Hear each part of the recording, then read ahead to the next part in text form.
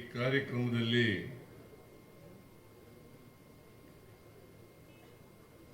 ಅಧ್ಯಕ್ಷತೆ ವಹಿಸಿರ್ತಕ್ಕಂಥ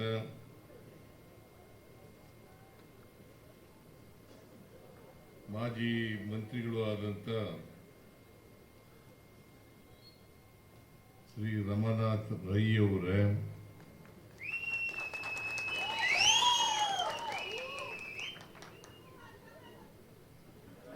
ಪೂಜ್ಯ ಸಂತೋಷ್ ಗುರೂಜಿ ಅವರೇ, ವಿಧಾನ ಪರಿಷತ್ನಲ್ಲಿ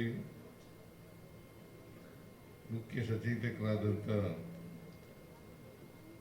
ಶ್ರೀ ಸಲೀಂ ಅಹಮದ್ ಅವರೇ, ಮಾಜಿ ಸಚಿವರು, ಕರ್ನಾಟಕ ಪ್ರದೇಶ ಕಾಂಗ್ರೆಸ್ ಸಮಿತಿಯ ಪ್ರಚಾರ ಸಮಿತಿಯ ಅಧ್ಯಕ್ಷರು ಆದಂಥ ಶ್ರೀ ವಿನಯ್ ಕುಮಾರ್ ಸ್ವರ್ಕಿ ಅವರೇ, ಶಾಸಕರಾದಂಥ ಅಶೋಕ್ ಕುಮಾರ್ ರೈ ಅವರೇ, ಇನ್ನೊಬ್ಬರು ಶಾಸಕರಾದಂಥ ಶ್ರೀ ರಾಜೇಗೌಡ ಅವರೇ,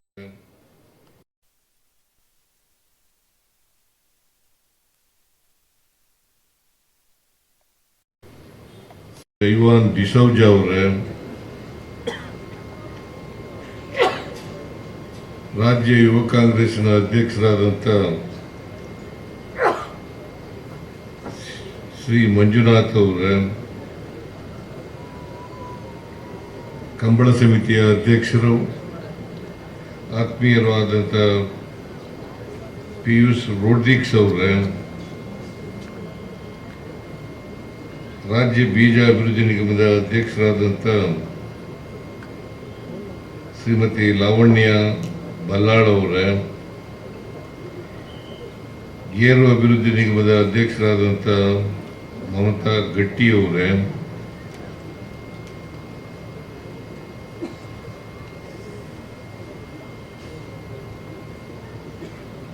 ಕನಿಷ್ಠ ವೇತನ ಮಂಡಳಿಯ ಅಧ್ಯಕ್ಷರಾದಂಥ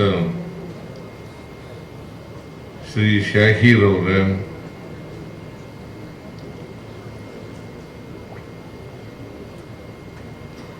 ಲೋಕಸಭಾ ಅಭ್ಯರ್ಥಿಯಾಗಿದ್ದಂಥ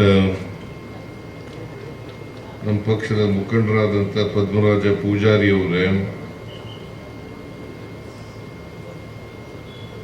ಶ್ರೀಮತಿ ರಮನಾಥ್ ರೈ ಅವರೇ,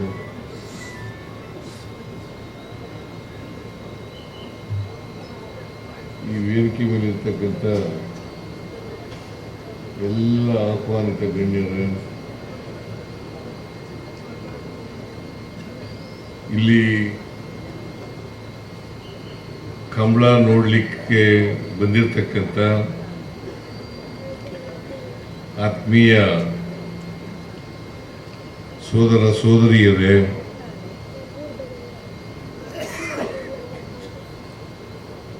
ಮಾಧ್ಯಮದ ಗೆಳೆಯರೇ,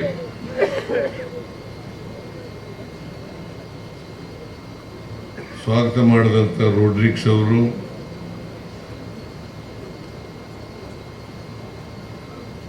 ಮತ್ತು ರಮನಾಥ್ ರೈ ಅವರು ಬಹಳ ಹೊತ್ತು ಮಾತನಾಡಿ ಹೆಚ್ಚು ಸಮಯ ತಗೊಂಡಿದ್ದಾರೆ.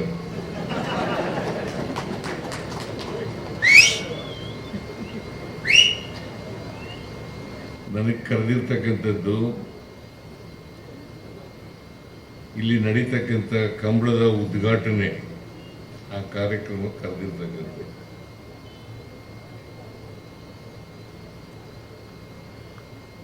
ಬಹಳ ಜನ ಅತಿಥಿಗಳನ್ನು ಕೂಡ ಕರೆದಿದ್ದಾರೆ.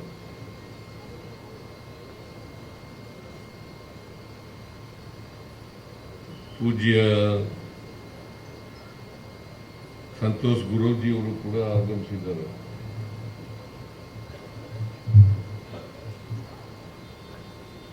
ನಾನು ಹೆಚ್ಚು ಮಾತನಾಡ್ಲಿಕ್ಕೆ ಹೋಗಲ್ಲ. ಕಾರಣ ಯಾಕಪ್ಪ ಅಂತಂದ್ರೆ ನಾನು ಮತ್ತೆ ಬೆಂಗಳೂರಿಗೆ ಹೋಗ್ಬೇಕು.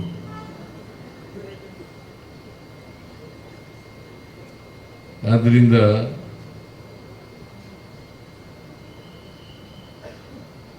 ರಮಾನಾಥ್ ರೈ ಅವರು ಮಾತನಾಡಿ ಅವ್ರ ಕ್ಷೇತ್ರಕ್ಕೆ ನಾನು ಮಾಡಿರ್ತಕ್ಕಂಥ ಮತ್ತೆ ಮಂಗಳೂರು ಜಿಲ್ಲೆಗೆ ಮಾಡಿರ್ತಕ್ಕಂಥ ಅನೇಕ ಕಾರ್ಯಕ್ರಮಗಳನ್ನು ಪ್ರಸ್ತಾಪ ಮಾಡಿದ್ದಾರೆ.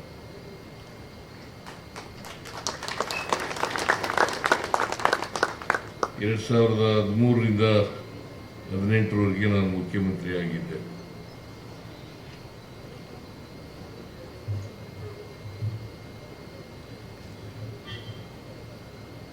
ಆ ಸಂದರ್ಭದಲ್ಲಿ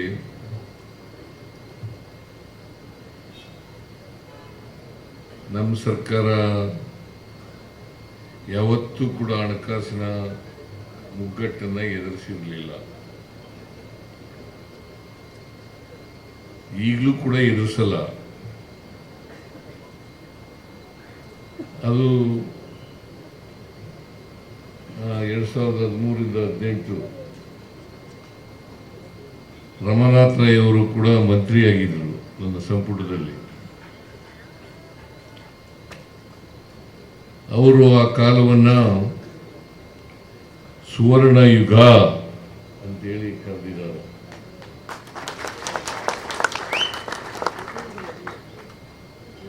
ಅದು ನಿಜವಾದ ಸುವರ್ಣ ಯುಗನೇ.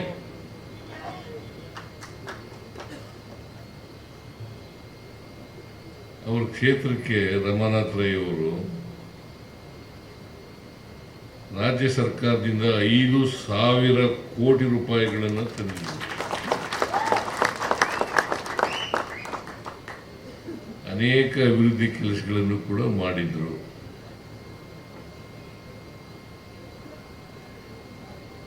ಆದರೂ ಸೋತರು ಅಂತಕ್ಕಂಥದ್ದೇ ಬಹಳ ನೋವಿನ ಸಂಗತಿ ಅಂತಕ್ಕಂಥ ಮಾತುಗಳನ್ನು ಹೇಳಲಿಕ್ಕೆ ಬಯಸ್ತಾ ಇದ್ದಾರೆ. ಅವರು ಸೋಲ್ಬಾರ್ದಾಗಿತ್ತು ಅಲ್ವಾ? ಆದರೂ ಅವ್ರ ಕ್ಷೇತ್ರದ ಜನ ಸೋಲಿಸಿದ್ದಾರೆ.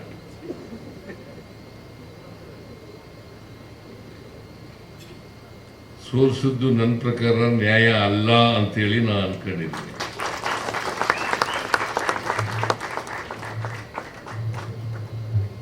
ಯಾಕಂತಂದ್ರೆ ಉತ್ತಮ ರೀತಿಯಲ್ಲಿ ಮಂತ್ರಿಯಾಗಿ ಕೆಲಸ ಮಾಡಿದ್ರು, ಅವ್ರ ಕ್ಷೇತ್ರದ ಅಭಿವೃದ್ಧಿನೂ ಮಾಡಿದ್ರು, ರಾಜ್ಯ ಸರ್ಕಾರದಿಂದ ಅನುದಾನವನ್ನೂ ಕೂಡ ತಂದಿದ್ರು. ಆದರೂ ಕೂಡ ಸೋತರು ಅಂತಕ್ಕಂಥದ್ದು ನೋವಿನ ಸಂಗತಿ ಅಲ್ವಾ? ಅಲ್ವಾ? ಇನ್ನೊಂದ್ಸಾರಿ ನಿಂತ್ಕೋತಾರೆ ಅವರು.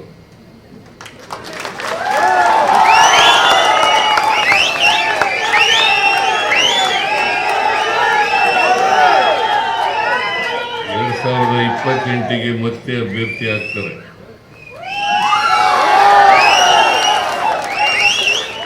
ಆಗ ಹೆಚ್ಚು ಅಂತರದಿಂದ ಗೆಲ್ಲಿಸಬೇಕು. ನೀವು ಗೆಲ್ಲಿಸ್ತೀರಿ ಅಲ್ವಾ?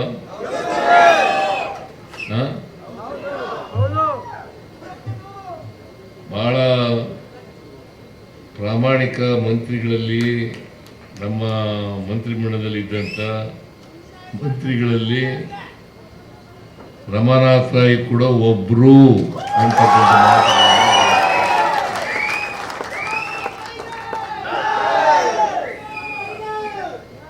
ಅವರು ನನಗೆ, ನಾನು ನಮ್ಮ ಕ್ಷೇತ್ರದಲ್ಲಿ ಕಂಬಳ ಕ್ರೀಡೆಯನ್ನು ಏರ್ಪಾಡು ಮಾಡ್ತೀನಿ, ಆದರೆ ನೀವು ಯಾವಾಗಲೂ ಬಂದಿಲ್ಲ ಅಂತಕ್ಕಂಥ ಮಾತುಗಳನ್ನ ಹೇಳೋದು. ಈ ಸಾರಿ ಬಂದೇ ಬರ್ತೀನಿ ಅಂತ ಹೇಳಿದ್ದೆ.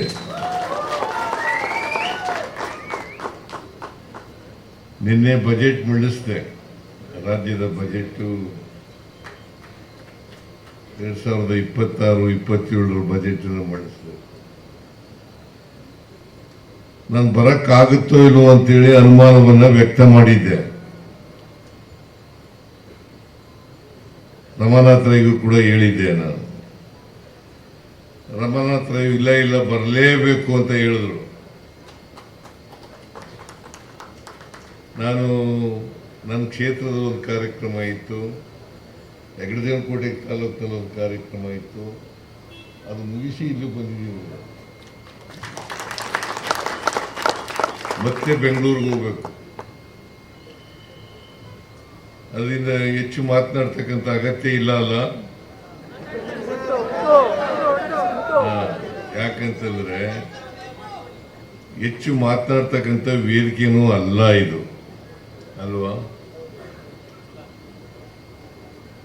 ಈ ಬಂಟ್ವಾಳ ಕಂಬಳ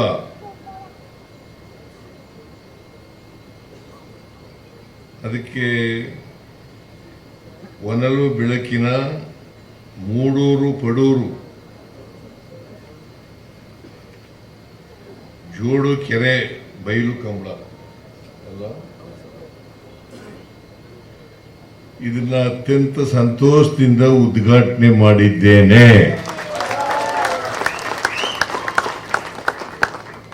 ನೀವೆಲ್ಲ ಕಂಬಳ ನೋಡ್ಲಿಕ್ಕೆ ಬಹಳ ಆತರದಿಂದ ಕಾಯ್ತಾ ಇದ್ದೀರಿ ಅಲ್ವಾ?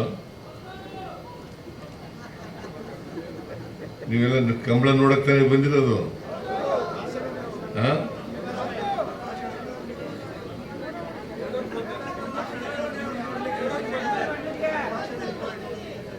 ನನ್ನೂ ನೋಡಕ್ ಬಂದಿದ್ದೀರಾ?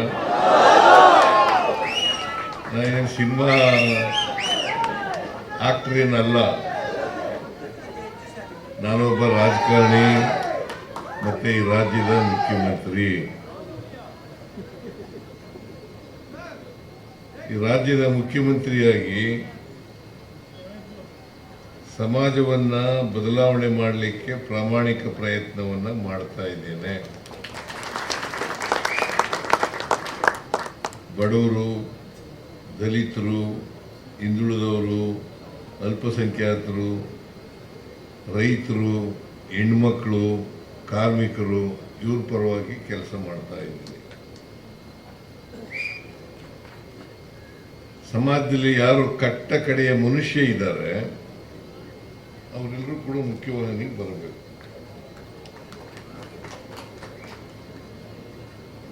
ಅದನ್ನೇ ಮಹಾತ್ಮ ಗಾಂಧೀಜಿಯವರು ಸರ್ವೋದಯ ಅಂತ್ಯೋದಯ ಅಂತ ಕರೀತಾ ಇದ್ದಾರೆ. ಅಂತ್ಯ ಉದಯ ಆಗಬೇಕು.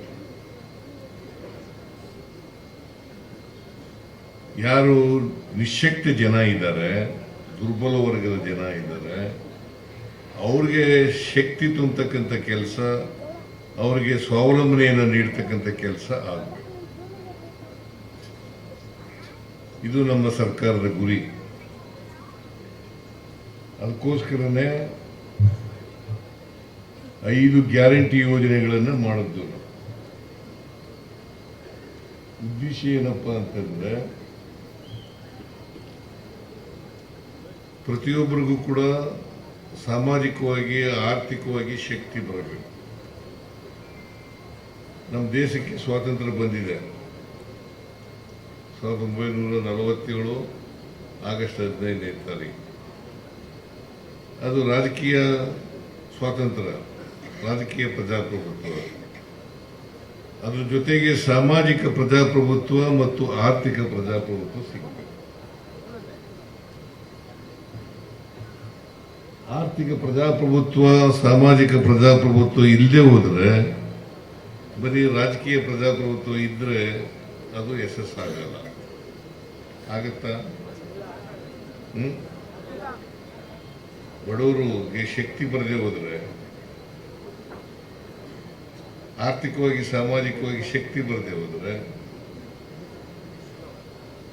ಸ್ವಾತಂತ್ರ್ಯ ಯಶಸ್ಸಾಗ್ತದ? ಅದಾಗದೇ ಇಲ್ಲ. ಅದಕ್ಕೋಸ್ಕರ ನಾವು ಮೊದಲನೇ ಸಾರಿ ಮುಖ್ಯಮಂತ್ರಿಯಾಗಿರುವಾಗ ನಮ್ಮ ಸರ್ಕಾರ ಇದ್ದಾಗ, 2ನೇ ಸಾರಿ ಮುಖ್ಯಮಂತ್ರಿಯಾಗಿರುವಾಗ ನಾವು ಸಮಾಜದಲ್ಲಿ ಯಾರು ಅವಕಾಶಗಳಿಂದ ವಂಚಿತರಾಗಿದ್ದಾರೆ ಆ ವರ್ಗದ ಜನರಿಗೆ ಶಕ್ತಿ ತುಂಬತಕ್ಕಂಥ ಕೆಲಸವನ್ನು ಮಾಡ್ತೀವಿ. ಆ ಶಕ್ತಿ ತುಂಬತಕ್ಕಂಥ ಕೆಲಸ ಕಳೆದ 83ರಿಂದ 88ರವರೆಗೆ ಮಾಡಿದ್ದು. ಮತ್ತೆ 2023ರಿಂದ ಇಲ್ಲಿವರೆಗೂ ಮಾಡ್ತಾ ಇದ್ದೀವಿ, ಮುಂದೇನೂ ಕೂಡ ಮಾಡ್ತೀವಿ.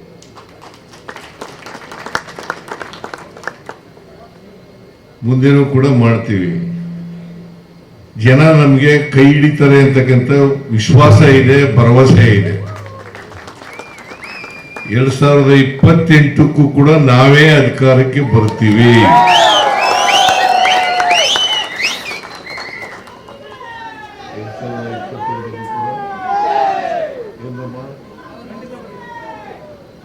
ಅಲ್ವಾ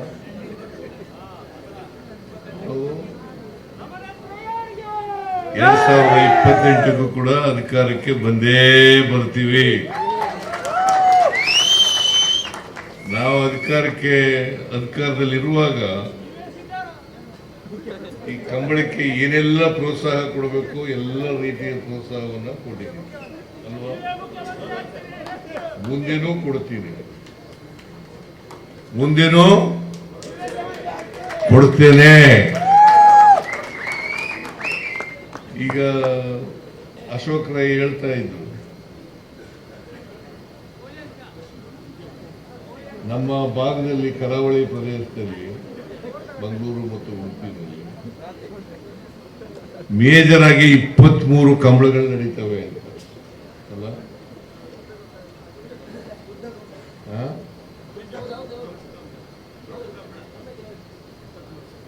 23 ಇವರು ಬೆಂಗಳೂರಿನಲ್ಲಿ ಮಾಡಿದ್ರು ಕಂಬಳವನ್ನು. ಅಶೋಕ್ ಕುಮಾರ್ ರೈ ಒಂದ್ಸರಿ ಬೆಂಗಳೂರು ನಗರದಲ್ಲಿ ಕಂಬಳ ಏರ್ಪಾಡು ಮಾಡಿದ್ರು ಅರಮನೆ ಆವರಣದಲ್ಲಿ. ಅಲ್ಲಿಗೆ ಹೋಗಿದ್ದೆ ನಾನು.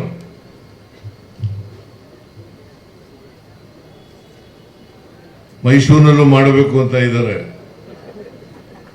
ಇದು ಅತ್ಯಂತ ಜನಪ್ರಿಯವಾದಂತ ಕ್ರೀಡೆ. ವಿಶೇಷವಾಗಿ ಮಂಗಳೂರು ಮತ್ತು ಉಡುಪಿನಲ್ಲಿ ಈ ಎಲ್ಲ ಜನರು ಕೂಡ ನೋಡ್ತಕ್ಕಂಥ ಕ್ರೀಡೆ ಇದು. ಜಾನಪದ ಕ್ರೀಡೆ ಅಲ್ಲ, ಜಾನಪದ ಕ್ರೀಡೆ.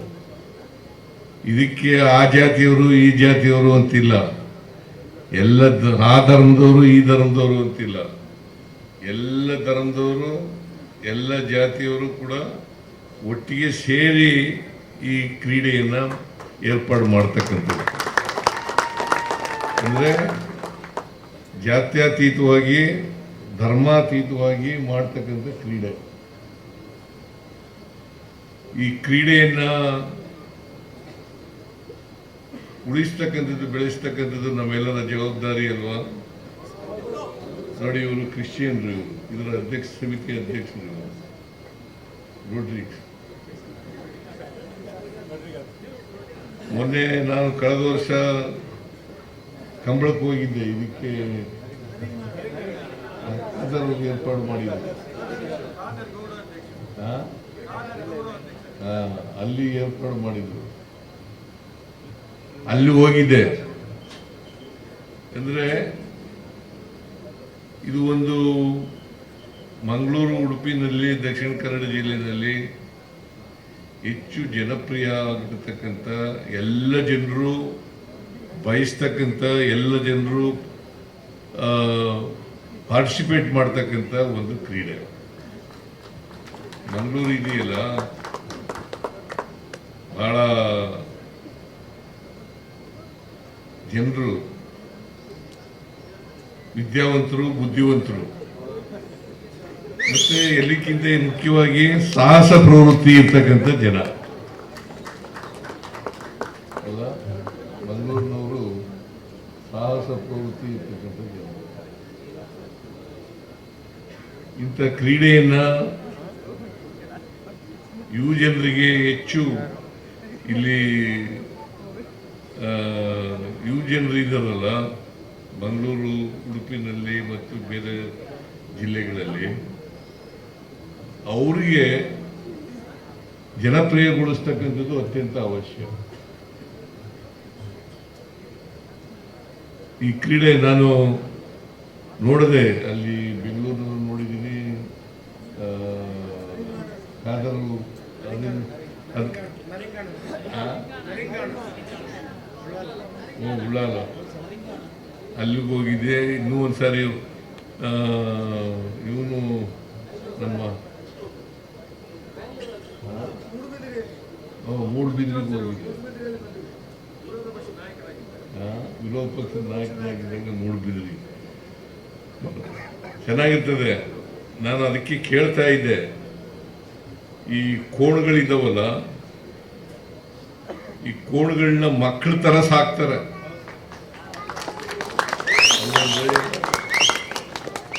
ಮಕ್ಕಳ ತರ ಸಾಕ್ತಾರೆ. ಮಕ್ಕಳನ್ನು ಅಷ್ಟೊಂದು ಚೆನ್ನಾಗಿ ಸಾಕ್ತಾರೆ ಏನೋ ಗೊತ್ತಿಲ್ಲ.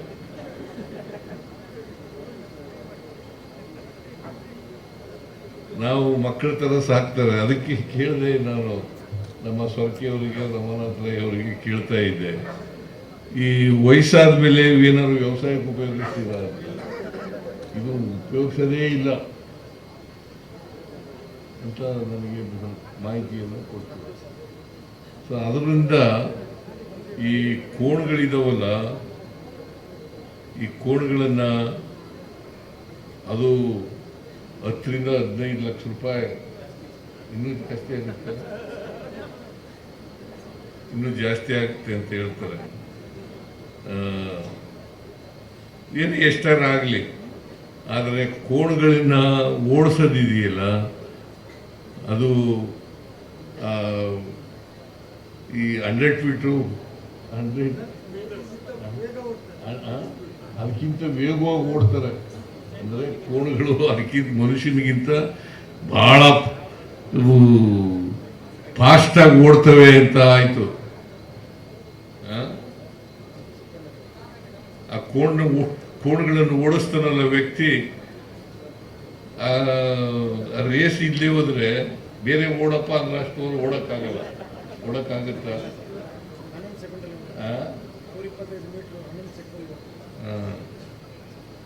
ಸೊ ಅದರಿಂದ ಇಂಥ ಒಂದು ಕ್ರೀಡೆಯನ್ನು ಉಳಿಸ್ಕೊಂಡು ಬೆಳೆಸ್ಕೊಂಡು ಹೋಗ್ತಕ್ಕಂಥದ್ದು ಬಹಳ ಅತ್ಯಂತ ಅವಶ್ಯ ಅಂತಕ್ಕಂಥ ಮಾತುಗಳನ್ನು ಹೇಳ್ತಾ, ನಮ್ಮ ಸರ್ಕಾರ ಕಂಬಳ ಬೆಳವಣಿಗೆಗೆ ಎಲ್ಲ ರೀತಿಯ ಸಹಕಾರವನ್ನು, ಬೆಂಬಲವನ್ನು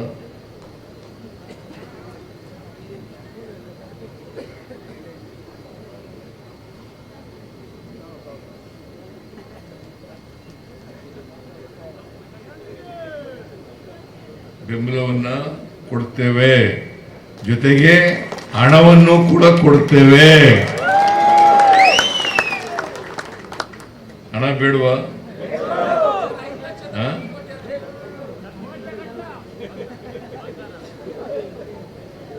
ಒಂದು ಕಂಬಳ ಏರ್ಪಾಡು ಮಾಡಬೇಕಾದ್ರೆ ಇಷ್ಟು ಹಣ, ಅಷ್ಟು ಹಣ ಕೊಡೋಕ್ಕಾಗಲ್ಲ ಸರ್ಕಾರದಿಂದ. ಆದರೆ ಹಣಕಾಸಿನ ನೆರವನ್ನು ಕೂಡ ಕೊಡ್ತಕ್ಕಂಥ ಕೆಲಸವನ್ನು ಮಾಡ್ತೇನೆ ಅಂತಕ್ಕಂಥ ಮಾತುಗಳನ್ನು ಹೇಳಿದೆ.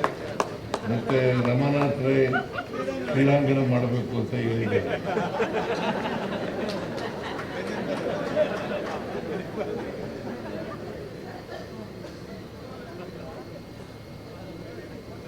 ರಮನಾಥ್ ರೈ ಇನ್ನು ಬಜೆಟ್ಗಿಂತ ಮುಂಚಿತವಾಗಿ ಹೇಳ್ಬೇಕಾಗಿತ್ತು. ಬಜೆಟ್ ಮಂಡಿಸಾದ್ಮೇಲೆ ಹೇಳ್ತಾ ಇದ್ದಾರೆ. ಆದರೂ ಕೂಡ ಮುಂದಿನ ವರ್ಷ ಅಂದರೆ ಏಪ್ರಿಲ್ನಿಂದ ಪ್ರಾರಂಭ ಆಗುತ್ತೆ ಆರ್ಥಿಕ ವರ್ಷ. ಆರ್ಥಿಕ ವರ್ಷ ಪ್ರಾರಂಭ ಆಗೋದು ಮುಂದಿನ ವರ್ಷ ಈ ಕ್ರೀಡಾಂಗಣವನ್ನು ಮಾಡಿಕೊಡೋಣ ಅಂತಕ್ಕಂಥ ಮಾತುಗಳನ್ನು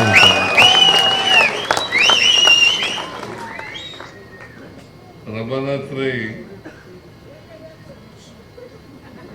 ಬಹಳ ಕ್ರಿಯಾಶೀಲ ವ್ಯಕ್ತಿ ಮತ್ತೆ ಜನಪರವಾದಂಥ ವ್ಯಕ್ತಿ. ಜನಗಳಿಗೆ ಸಮಸ್ಯೆಗಳು ಬಗೆಹರಿಸಬೇಕು ಅಂತಕ್ಕಂಥದ್ದು ಕಾಳಜಿ ಇರ್ತಕ್ಕಂಥ ವ್ಯಕ್ತಿ. ಅಂಥ ವ್ಯಕ್ತಿಯನ್ನು ಸೋಲಿಸಿರ್ತಕ್ಕಂಥದ್ದು ಅನ್ಯಾಯ ಅಂತಕ್ಕಂಥ ಮಾತುಗಳನ್ನು ಈ ಸಂದರ್ಭದಲ್ಲಿ ಹೇಳ್ತಾ, ನಾನು ಈಗ ಒಂದು 2-3 ಕೋಣ ಓಡಿಸೋದು ನಾನು ನೋಡ್ಬೇಕು, ನಾನು ನೋಡ್ಬಿಟ್ಟು ಹೋಗ್ಬೇಕು. ಅದರಿಂದ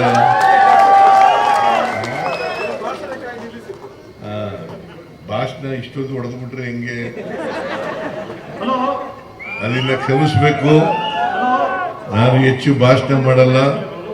ನಿಮ್ಮೆಲ್ಲರಿಗೂ ನಮಸ್ಕಾರ ಹೇಳಿ, ರಮಾನಾಥ್ ರೈ ಅವರಿಗೆ ನಮಸ್ಕಾರ ಹೇಳಿ, ಈ ಥರ ಎಲ್ಲ